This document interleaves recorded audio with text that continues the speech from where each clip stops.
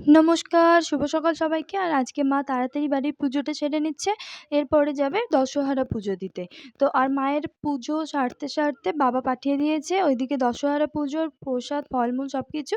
আর আজকে যেহেতু দশহরা পুজো অর্থাৎ মা মনসার পুজো, এখানে ১০ রকমের কাঁটা ফল, মানে কাঁটা বলতে ফল আরকি। ১০ রকমের ফল, সাথে কাঁচা দুধ, কলা আর চিঁড়ে মুরকি এইসব সামর্থ্য অনুযায়ী দেওয়া যায়।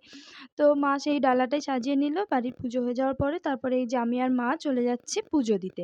পাশের বাড়িতে একটা জেঠুর বাড়িতে পুজো হবে। তো সেখানে গিয়ে কিছুক্ষণ অপেক্ষা করার পরে আমরা আমাদের ডালা পেয়ে গেছি। আর সাথে বড় মাদের ডালাটাও আমাদের কাছে ধরিয়ে দিয়েছে। আর মায়ের কাছে আছে আমাদের বাড়ির ডালাটা।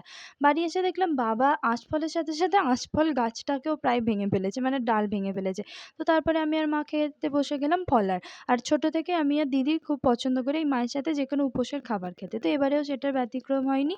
তো এই যে আমরা খাই ফলার। তো আজকে এই পর্যন্তই শেষ করছি। দেখা হচ্ছে পরের ব্লগে। বাই।